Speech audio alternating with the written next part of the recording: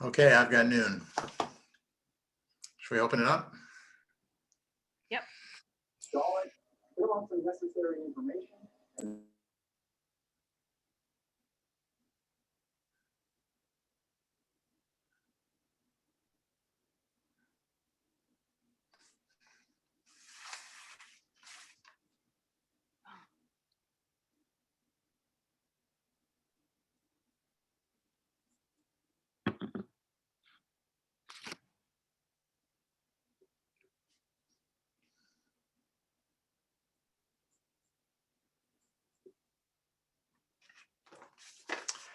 So welcome everyone to the second NeXus event of the year. We're glad you're here. And this is the focus discussion on ethical issues that we have and we try to have every month. And we're glad that you're part of this conversation. A couple housekeeping issues. First, I'm David Dotlick and I'm on the board of FRED. And I'm here to welcome you and to tell you a little bit about today's session and what's coming up in the future. Our recording of the last January NeXus event, Adam Kingle, is now available on the website. If you'd like to get a copy of that recording in the members only section of the website, it's available there. Our March NeXus event will be March 18th at 11 o'clock Eastern, and it'll be with the UN Refugee Agency. And the focus will be, how do they develop and train around ethical issues in the UN Refugee Agency? And that'll be put on with the IESE Business School. So we hope you can join us. If you're interested in FRED and you'd like to know a little about FRED, if we can advance, I can tell you a little bit about who we are and what we do. And we have about 200 people on the call. Some of you are already FRED members and you know a little bit about us. We're a community. We're committed to the development of ethical leaders, and we're here to inspire inclusive and transformational leadership. And we do this through our public forums and through private NeXus events and public NeXus events, as well as private member events as well. So if you're interested, go to our website, fredforum.org. And if you're interested in becoming a member, please feel free to join. And we have also upcoming a reverse mentoring program that we'll tell you a little bit more about today at the end of this presentation. So today, the topic is really about another application of ethics, and our speaker today is what we call a professional ethicist. In other words, many of us think of ourselves as ethicists, but Colleen Lyons, who is our speaker today, has actually been paid to be an ethical advisor on ethical issues. She's worked for the Boeing company for many years, and I think if you think about Boeing, the question is, will that plane fly and should we put people on it? We better call Colleen. And she worked with Boeing for many years advising on ethical issues, and I think we'll hear a little bit about this. She's recently retired from Boeing and has her own leadership consulting firm called Fuel Leadership Consulting. She's been involved in many nonprofit and pro bono advising engagements. She earned her PhD in values-driven leadership from Benedictine University and also Princeton Theological Seminary. So she's got a broad background as well as in medical ethics. And so she's here today to tell us a little bit about her experiences and what are some of the ethical issues that we're dealing with. If you have questions that you'd like to ask during the presentation, put them in the chat and I'll monitor the chat. And if there are any questions that you want to ask, put them in there. Also, we can just chat with each other during the presentation. Colleen, we're so glad you're here. Welcome. Thanks for coming. And David, I am delighted to be here, and thank you to Fred for taking the time to have this this pretty important discussion. So we are going to go on a journey today together. And what we're going to do is we're going to start with the fact that the world that we are in is volatile, uncertain, complex, and ambiguous. I think that that is inarguable. But we're going to deep dive a little bit more about this world that's topsy-turvy and start to answer the question about what is a leader to do to create an environment where people are able to speak up and cultivate the very best of your teams and of your people. What we are also going to do is I'm going to share some of my experience at Boeing as a senior ethics advisor and my perspectives about what had happened that led to the 737 crashes. The then we're going to end up where I come to the conclusion that ethical capitalism is for the birds. So we'll see where that goes. So let's go. The first thing we're going to talk about is VUCA. And VUCA stands for volatile, ambiguous, complex, and uncertain. And it was coined by the Army War College after the Cold War. So that was back when there was the Soviets and there was the United States. And there were two players, really. We perceived the Soviet Union to be the black hat, and we were the white hat. There were the good guys and the bad guys. But military doctrine had to change because the defense landscape was no longer the Soviet Union and the US. We needed to deal with bad actors without countries or without flags. And considerations such as what is just war and adherence to the Geneva Convention, for example, had to be recalibrated. So the term VUCA has been in the leadership literature since the 90s. It sort of has dribbled in. However, it has increased exponentially in the past 5 years because what we have experienced in the corporate environment is truly a VUCA environment. And given our current environment of COVID, the pandemic, a work from home, diversity, equity, and inclusion, prioritization, racial justice, climate change, artificial intelligence, political tumult ranging from the United States to Myanmar, we are in fierce VUCA environment. And I'm actually calling it VUCA 2.0 because the introduction of the web and social media has created an environment of permanent instability. Now, before we go in to talk about my experience at Boeing, I want to share with you what a senior ethics advisor is, or an ethics advisor in a public corporation, and why do public companies have ethics and compliance organizations.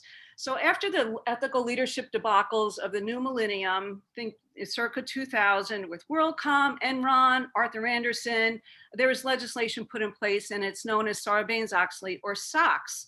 And it was introduced to require corporate leaders to demonstrate a tone at the top.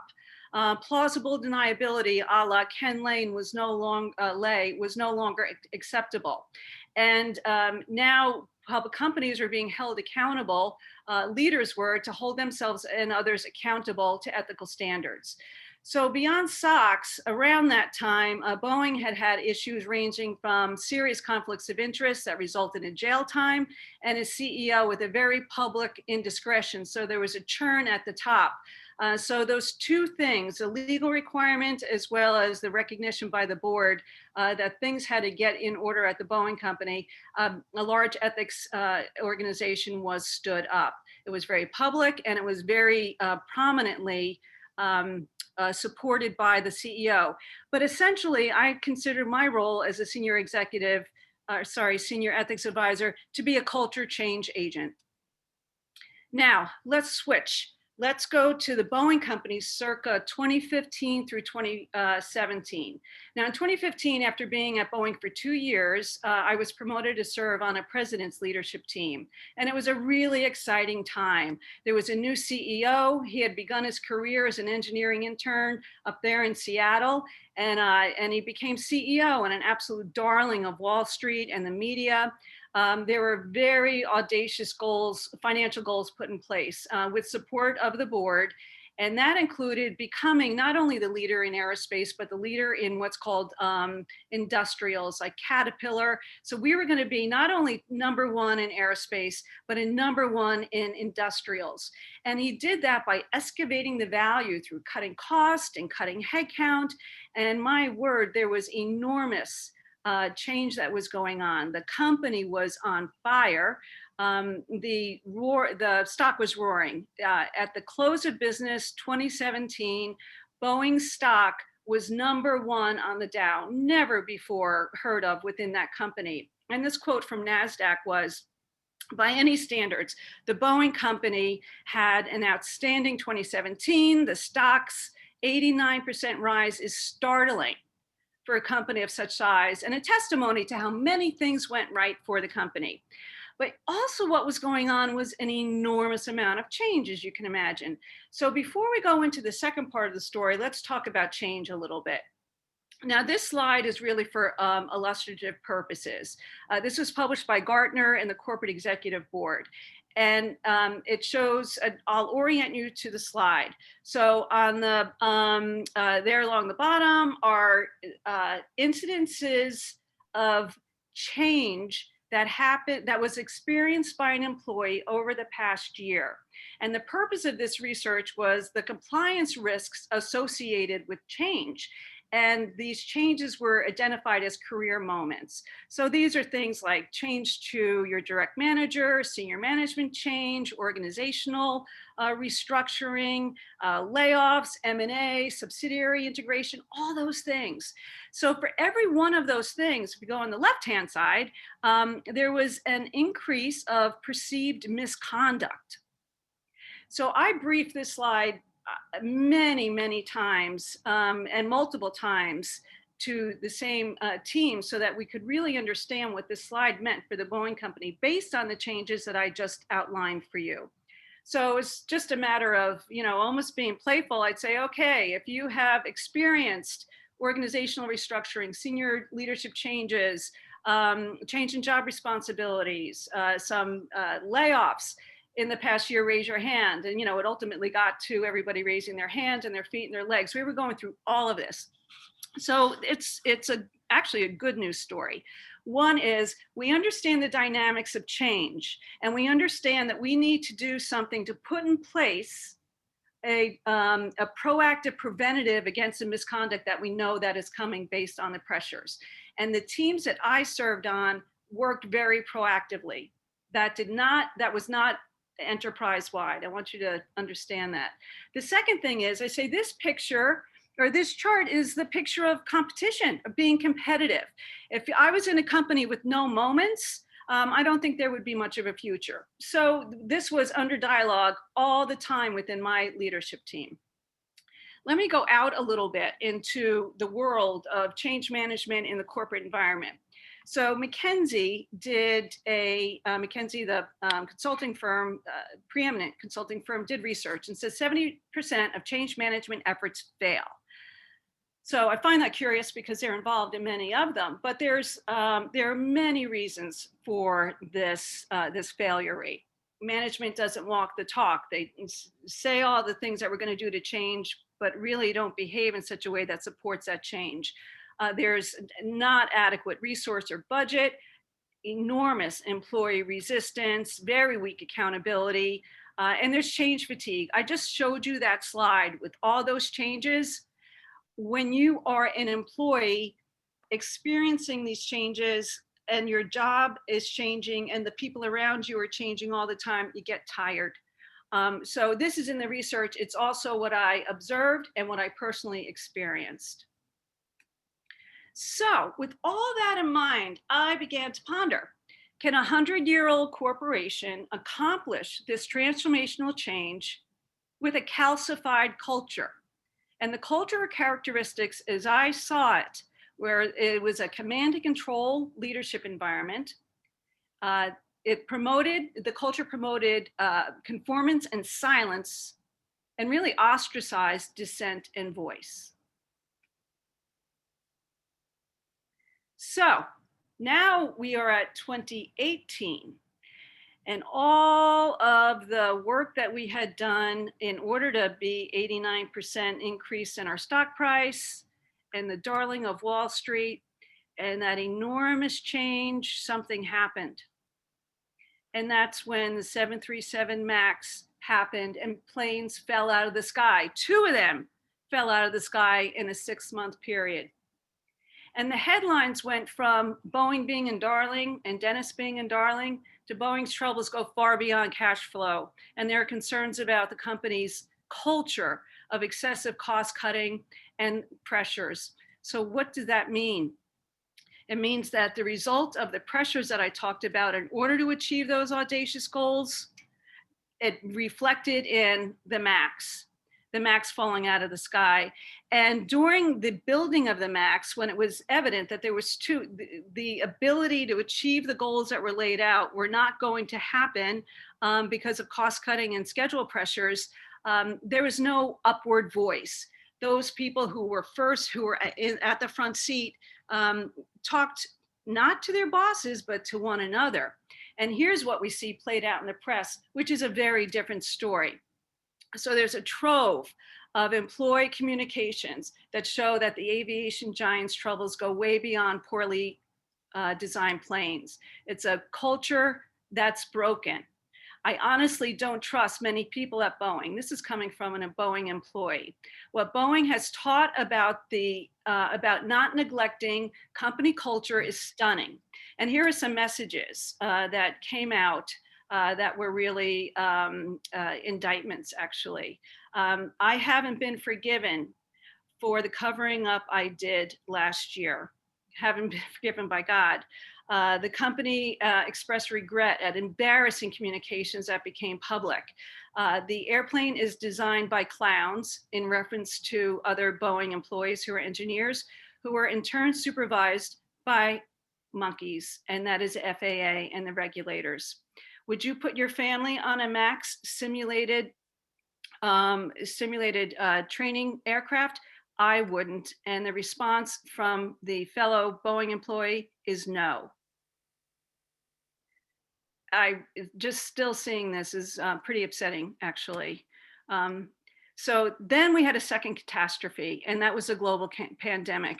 And there's no going back to normal. We are in a VUCA 2.0 world now, not only the aerospace industry, not only Boeing, but everyone.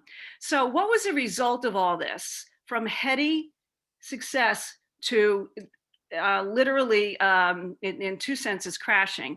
First is the CEO is fired. And then from a financial perspective, the story is just horrible. $12 billion record loss, market valuation depletion of $40 billion, and a $2.5 billion settlement with the 737 MAX and the stakeholders involved in that. So that is the story in a very high nutshell about what happened. David, I'll stop here before we go into the next phase. Any questions at all? If you have any questions, go ahead and put them in the chat. I have one question, Colleen, which is in a system as interdependent as designing an airplane and getting it to fly, and everybody's aware of the goal, which is to get it done on time and on cost. Do people have the right to object if they are concerned about ethics at any point? Is that part of what goes through the culture? And how do people, particularly in the senior ranks, raise their objections without being seen as obstructionists? The last point was probably the most important of that. So there's the stated values of the company, and then there's a black market culture about what really goes on. And we're going to talk a little bit more about that, but it really comes down to this. When you have a command and control environment, when you have an environment that is that rewards silence and ostracizes dissent, people are protective of themselves. And we're going to talk about why there's silence actually on the next slide. And what I'm going to talk about on the next slide answers your question specifically about what the dynamic was. And interestingly, there is, it doesn't matter whether you are at the most senior level. In my research, which we'll talk about, I didn't interview the CEO, or any of the three CEOs, but I did interview their direct reports, as well as through individual contributors. Okay, but it doesn't matter what level you are, there's fear to speak up. Great, okay, good. All right, so ponder no more. Based on the story I said, the answer to my question is no. But there's a better question. Is yes possible? Absolutely it is, with VUCA Voice. And we're going to talk about what VUCA Voice is. But before we do that, we have to talk about one more thing, and it really goes to David's question. Where we have to talk about moral muteness and silence. And that is the reason why people didn't speak up, David. So moral muteness is the reluctance of managers to use moral arguments in business because a company must always prioritize shareholder value. And by the way, this is all based in research that I have here. It's I haven't made it up. And then the second thing is there's this desire to avoid discomfort and maintain social harmony. So keep things as they are, don't rock the boat, and let's make money. And then, so that's a moral muteness part. Let's go into the reason why voice is so important, and then we'll talk about silence. Employee voice is necessary for effective organizational learning, and it is more than whistleblowing. It is improved work processes, it's innovation, it's error correction. This is how you remain competitive. And then it's also the other part, curtailment of illegal or immoral behavior and crisis prevention. So now silence, what is that in this context? It's withholding of potentially important information, such as the Macs, the MCAS system is not working on the Macs. The second thing is not speaking up when one has a suggestion, concern, information about a problem, or a useful divergent point of view. So why is there silence and moral muteness? First of all, leader failure to understand the power differential. They don't understand that no news is not good news necessarily. And the assumption that people are going to tell you everything is a faulty assumption, clearly. Futility. Employee acquiescence. That means that they've tried so many times to change or bring things up, they finally just give up and say, literally, whatever. There's a loss of hope. And there's powerlessness, a feeling of that. Really, the primary and major focus of the psychological safety literature and trust literature is around fear. It's just too risky. The repercussions can be really fateful. And that ranges from you're not being asked out to go to lunch with your colleagues to being fired. And then if you bring it up, managers' responses of defensiveness and hostility, and then this lack of psychological safety. It's like, I'm not doing that.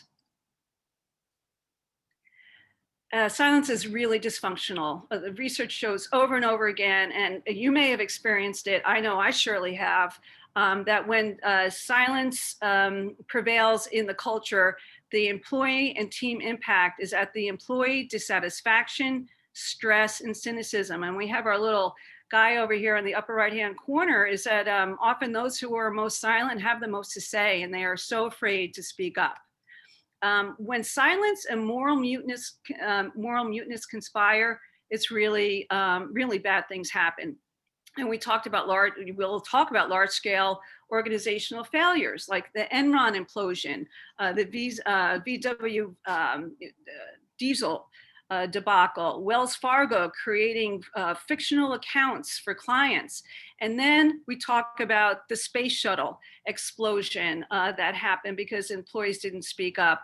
And then, of course, the Boeing scenario that we just went through. When there's silence, planes fall out of the sky. So any questions in the chat? Yeah, Colleen, one question that's come up is, Boeing has been a traditional hierarchical culture for a long time. The question is, was Boeing like this for years, or is this a new kind of culture that started at a certain time or under certain types of leadership? That's a great question. From what I was there 7 years, which is really a blink of an eye because most have tenures of multiple decades. That was it's command and control. It has been, I believe that in recent memory, meaning decades, that's the way that has been. And in fact, when I went to Boeing in 2013, it struck me that the command and control environment, and that I heard many times, I can read an org chart, and that made my, it just made me itchy because that's an acquiescence attitude. So interestingly, what happened in the 2015 through 2017 period, the company culture was trying to shift to one of agility, entrepreneurship. And actually, I went to help start up a brand new business within Boeing, the services business. And there was really an effort to create that a more agile environment. And that's how I started to ponder that question, David, because can a company espouse to be agile, espouse to speak up when there's been no training, there's been no modeling of how that gets done? And it was aspirational to have that culture, but we see what happened. Another question, Colleen, is that, under command and control, Boeing had a pretty good safety record. And then it began to change recently, or became at least publicized. Mm-hmm. What shifted? Oh, I believe that it was like almost like a bright line. So I'll give you an example here. That engineering, one of the issues that was talked about, particularly when we were talking about cost cutting and even headcount, was that there was this engineering elegance. So what I mean by that is there was an agreement with the customer about what the engineering drawings would look like, and they get certified. It's very formal. But what if on a scale of 1 to 10, 1 to 5, what was required contractually, our engineers would go 5 to 10 just to make sure. Just to make sure. That's not a good way to run a business. If you contract for 5, you do 5. But suddenly this mentality that had been there forever was suddenly, that's not good. You can't overdo. What it did was it knocked us out of the park competitively, because when you build in that extra elegance, you're pricing yourself out of the market. So I think the pendulum swung the other way in terms of we invest so much in engineering, we overinvest in engineering, we have to calibrate it, right size it. But again, there was no explicit cultural instruction about how to do that. And this is my observation and my point of view. The regulators may have a different perspective, but that's my take on it.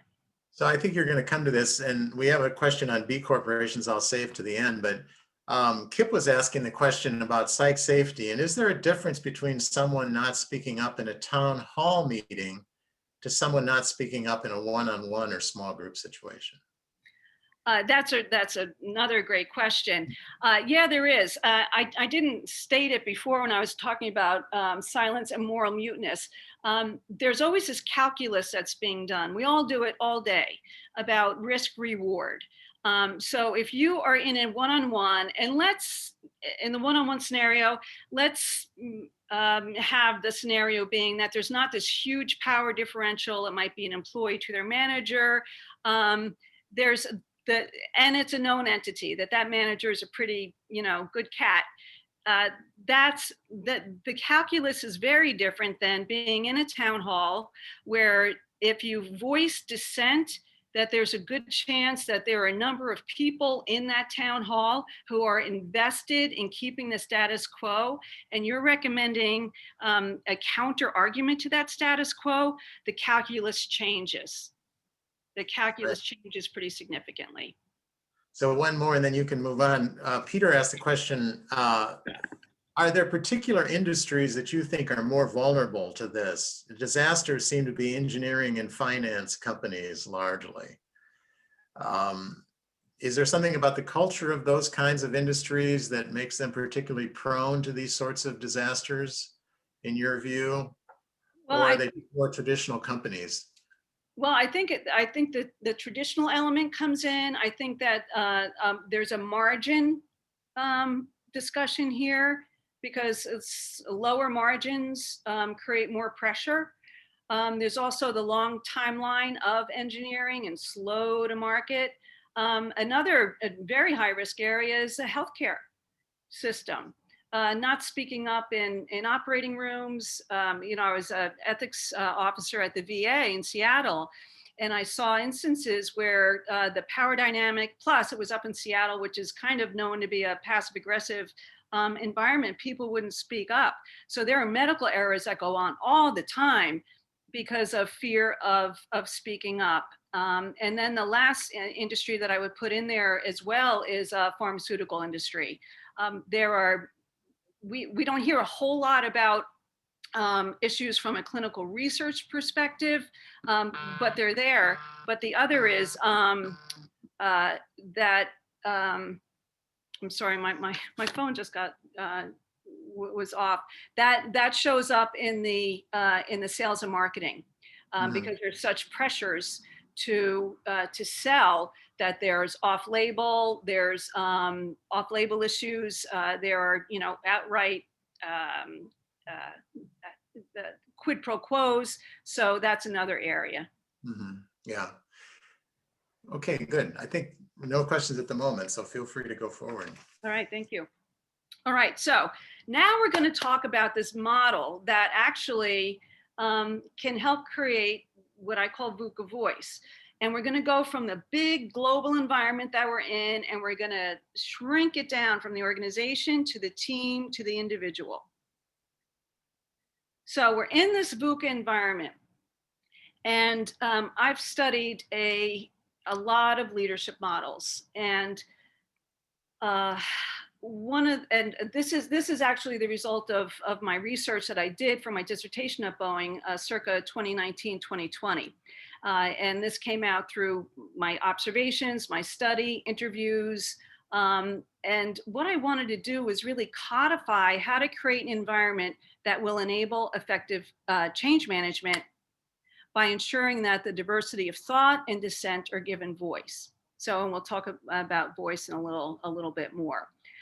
So here's how I defined VUCA voice. It's the choice of confidently voicing innovative ideas and values-based dissent and challenge without fear of being silenced or hurt amid a VUCA environment. So this actually goes to some earlier questions. Because without this VUCA voice and without this fear of either being silenced or hurt, you're able to speak up.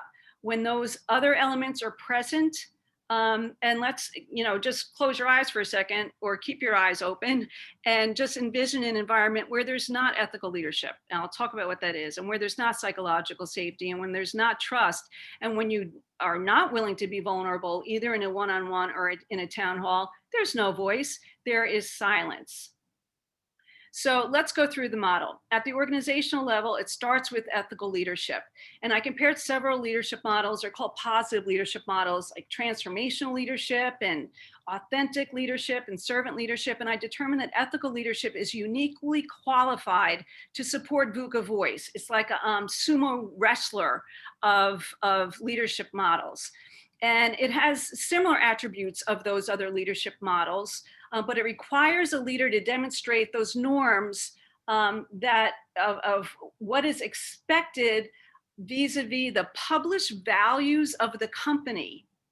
And they have to reinforce those by word. They have to act in accordance with those. And most importantly, that they hold others to those norms. I witnessed time after time after time that when there was behavior such as passive aggressive behavior, or talking over someone in a meeting, or not completing a commitment in a change management initiative, people were not held to account on that. So then you start to think, okay, and there goes that fatigue again, and there goes that acquiescence again. If the leader isn't going to walk the talk, why should I? And that's at the organizational level. So let's go to the team. Hey, I've got this great organization. Ethical leadership is demonstrated throughout the organization, and I'm on this team. And that's where psychological safety lives. And this is from Amy Edmondson, whom many of you may know. And the team functions with the expectation of the leader to be honest and trustworthy and fair and all that sort of thing. And that's the operating assumption. So when that happens, there's a decent chance that you're going to have psychological safety at the team level. And psychological safety is when employees feel included, safe to learn, safe to contribute, and safe to challenge the status quo, all, wait for it, without fear of being embarrassed, marginalized, or punished in some way. Now, psychological safety, let's talk about what it isn't. It is not about being nice. It's not about being an introvert or an extrovert. And it is not another word for trust. And it is not about lowering performance standards. It's not a T-ball. What it is, it's about candor, the ability to speak up, to innovate, or to call out something that probably could be better. And it's both getting and giving the benefit of the doubt, and it's setting and achieving very high standards. That's how you become a very high performing team. Google did a study about 5 years ago, and they called it the Aristotle Project. And oh man, they had huge research in this research. And what they wanted to see was, what are the common elements of the quote unquote perfect team? And you know what the common denominator was? Psychological safety. Now let's move up a bit. We've got this great organization, my team's awesome. And now we get to a personal, individual level. And this is where trust comes in. And you ask yourself the question, you know, in this environment, will I be willing to be vulnerable? Meaning, will I be willing to be wrong? Will I be willing to maybe even look a little bit foolish? Will I trust? And if you have this environment that I just outlined, yeah, you're probably going to trust. And that's how VUCA voice would start to manifest in specific employees. I'm going to tell you a story. So I'm serving as a leadership executive in residence at Marietta College. It's in Ohio. And I was given a book by the dean, and the one pictured here is the book, and it's by David McCullough. You may know of him. He's a great historian. He wrote 1776 and John Adams, but he wrote this book called The Pioneers, a heroic story of settlers who brought the American ideal west. And the book is about the Northwest expansion of the United States, which began in 1788 under the leadership of Revolutionary War heroes. And it takes place in Marietta, Ohio. I had no idea. And that's where McCullough wrote much of the book. And as I read it, I thought, man, these people were in a VUCA world. And then I realized that the community that these pioneers built in Marietta and environs exemplified this VUCA voice model. Here's why. They entered a primal wilderness. So after they're coming from the stability of New England, picture, you know, Harvard Square, they needed to fell trees of unimaginable size. They had to deal with floods, fires, wolves, bears, panthers, snakes, and even an earthquake. They had to deal with contentious and sometimes a hostile relationship with the Indians. But in spite of all these challenges, perhaps because of them, they lived in harmony and community. All the writings testify to that. The leaders personified ethical leadership and the other antecedents that lead to VUCA voice. So they had VUCA voice at the local level and at the national level. They used their VUCA voice to ensure that the Northwest Territory would not have slavery, for example. And that's how we think about, that's how I thought about VUCA. It is not exclusive to this time. It's been time in memoriam, but what models do we have? And this is really a fabulous model of VUCA. That's great. Yeah.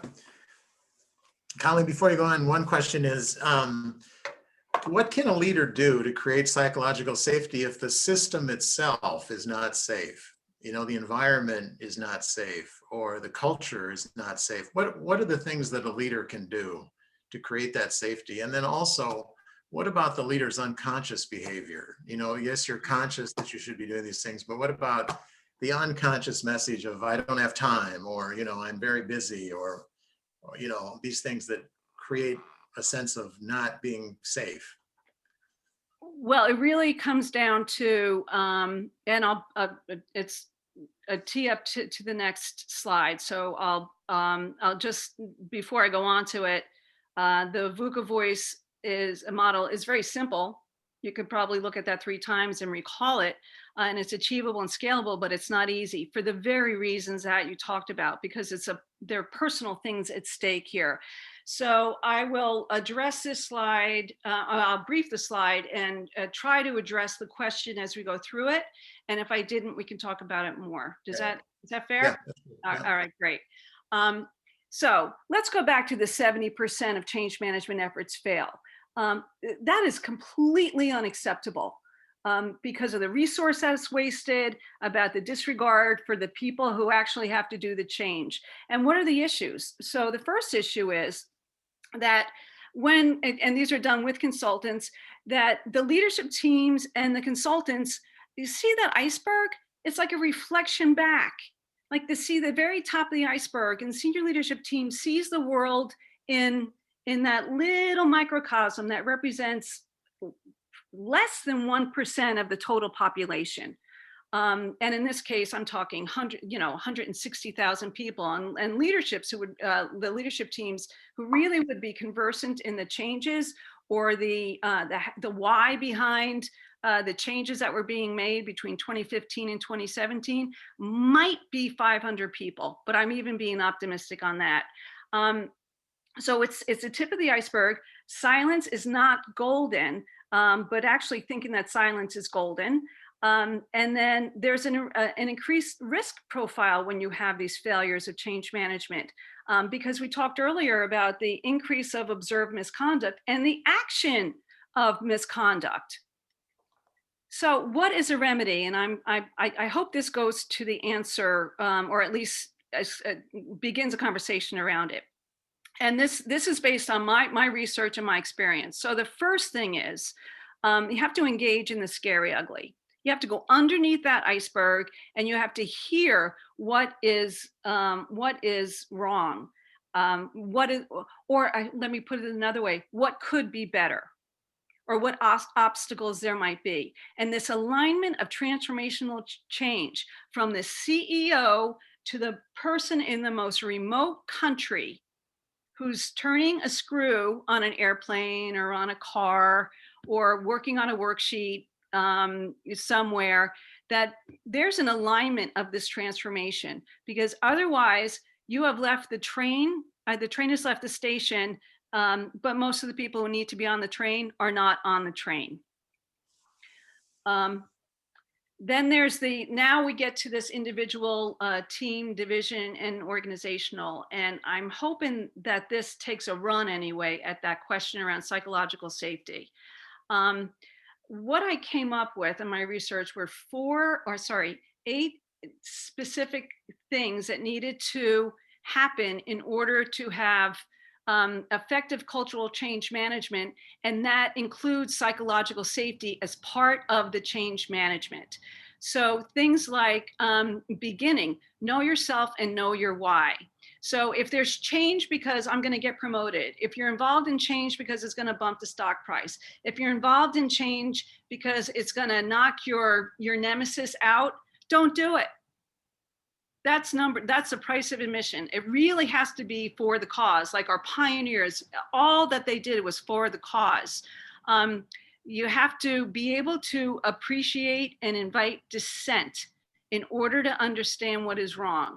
And I think that the psychological safety of a person, or the fear of it, that begins right at home. That begins with a leader, with their team. When they start to demonstrate that they are open to hear dissent, they start to get the support of their team, and that's what creates psychological safety. It is not going to come from above.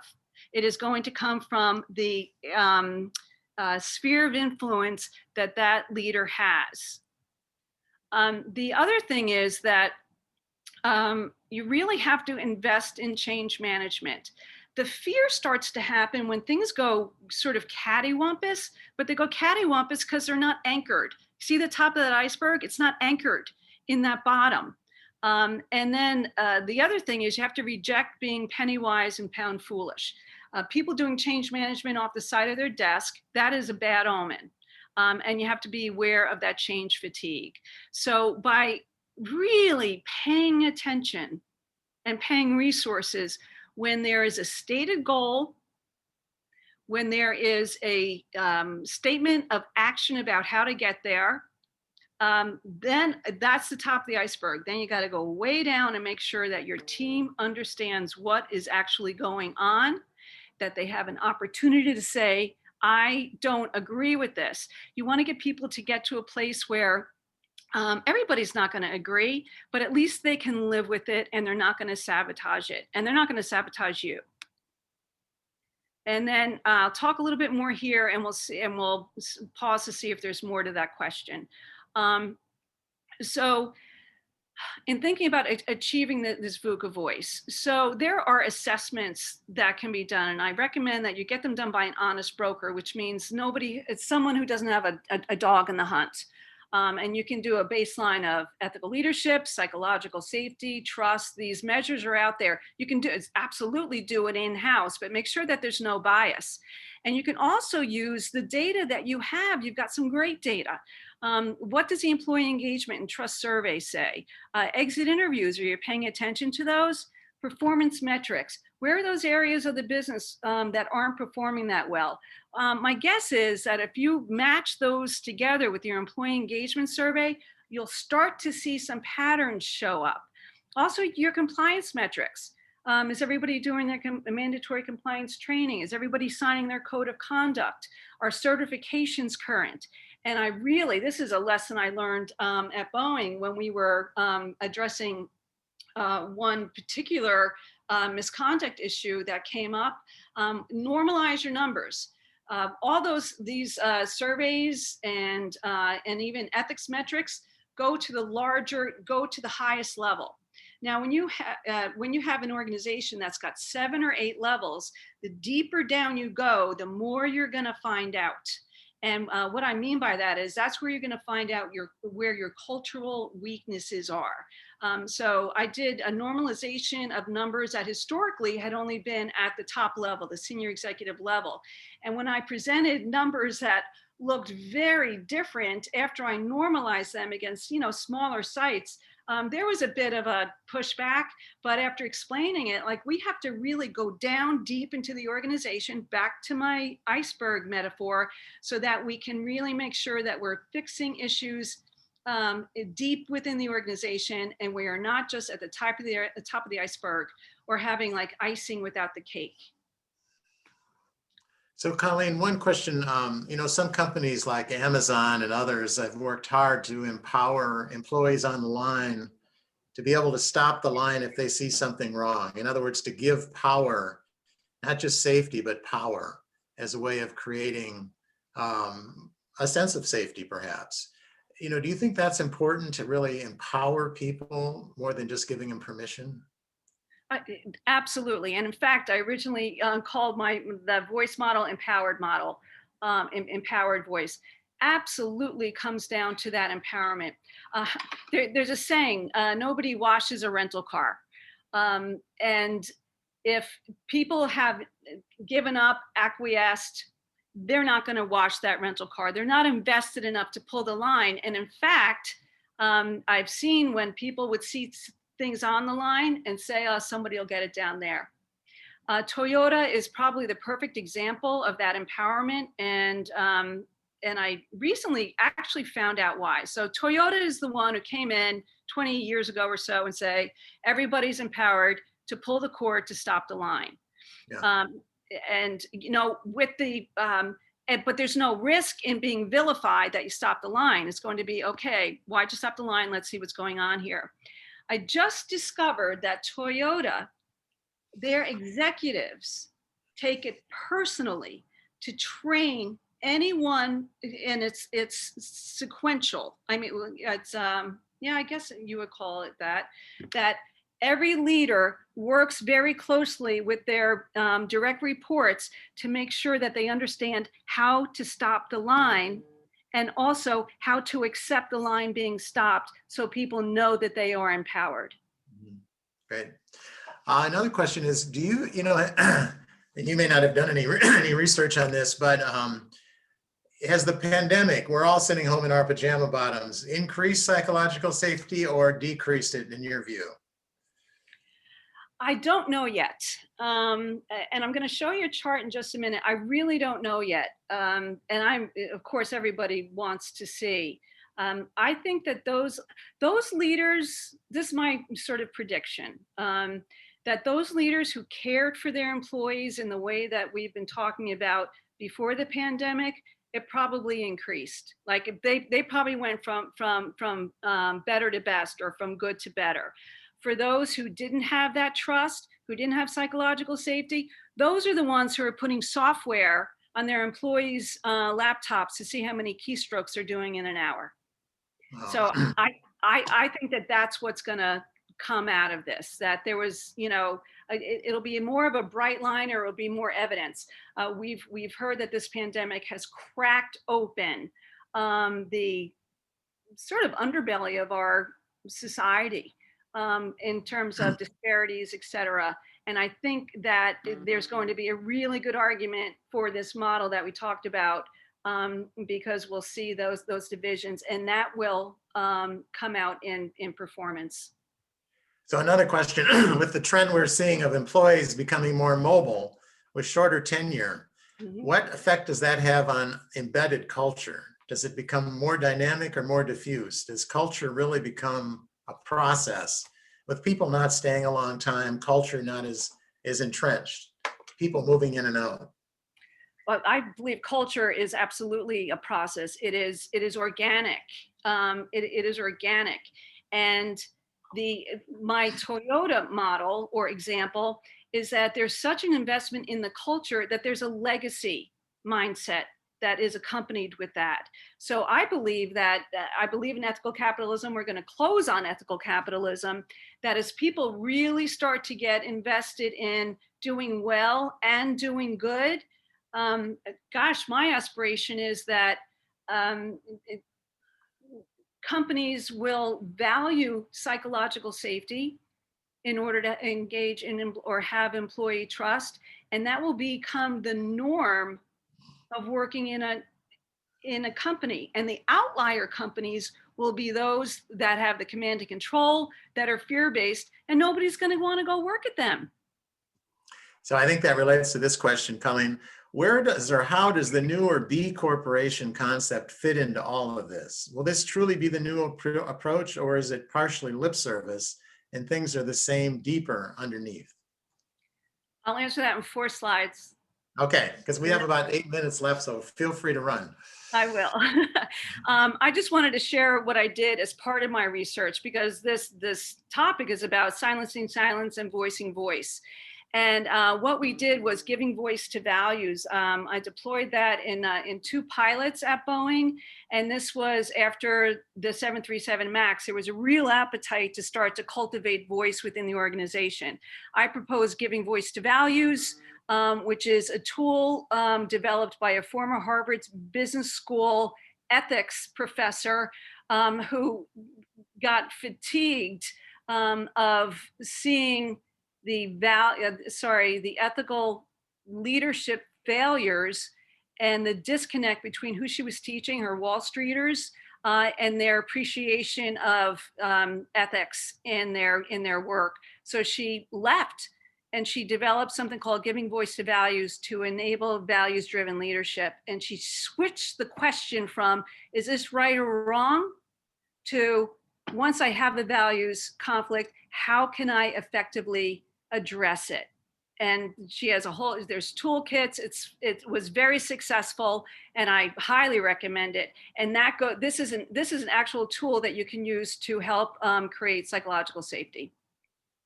And then the last thing is, before we go into the final piece, I did action research, and from here on in, I will always do action research. And what this means is that you collaborate with the people that you're doing the change with, and you do your plan, you activate your plan, you see what happened, and you sit back and you observe and reflect and say, what went well and what didn't go well. In my research, I had 185 opportunities to plan, act, observe, and reflect. And that's why it was successful. Now, we're going to get into that question around B Corps. So I'm seeing change afoot in ethical capitalism. The first is at the Business Roundtable, which is a coalition of the most powerful CEOs. They had a statement of purpose about the corporation and defined Milton Friedman, who said, corporations are here to add value to shareholders, And now they've opened the aperture to say people have a right to work with dignity, and we need to embrace that so people have a better quality of life through the work we do as corporations. That's number one. Number two, you may or may not heard of the Edelman Trust Barometer. It is disclosed or published every year at Davos. And this year in 2021 was really interesting. Number one, out of business, media, NGOs, and government, business was the only had the highest level of trust. Secondly, this graphic shows an entity is able to be ethical and competent. This is the first time that any one of those four entities actually had both a positive note for being ethical and being competent. So that's a movement that's happening as well, the perception of business, which I think the B Corp kind of thing is nudging along. Finally, there's an organization called Just Capital, and I think this goes directly to the B Corp question.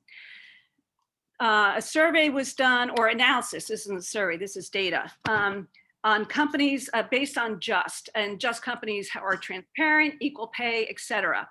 Those companies that went into the pandemic treating their employees well, as treating them justly, they're the orange line. That's how they did. Those companies that went in with those not caring about them, that's how they performed. So I think that there is a true change afoot.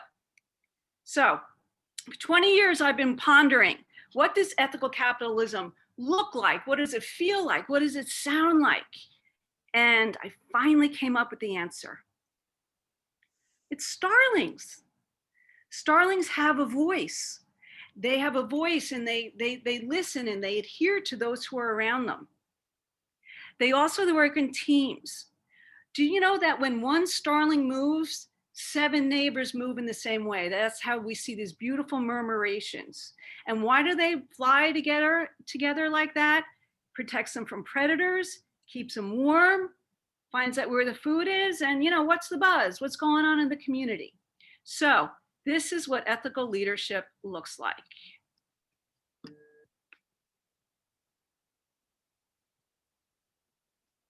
Great.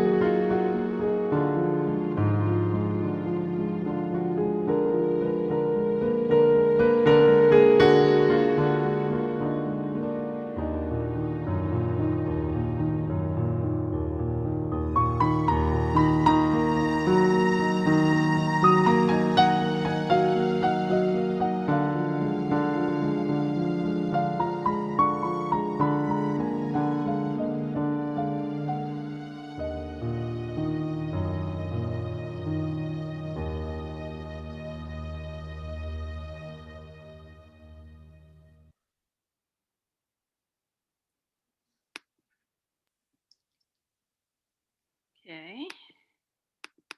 That's fantastic. So calming. I know. So I look let's at that every day. I know, I have. So let's wrap this up. VUCA voice is really a virtuous circle. It's a virtuous circle of ethical leadership, of action research, of psychological safety, of trust, and ethical capitalism.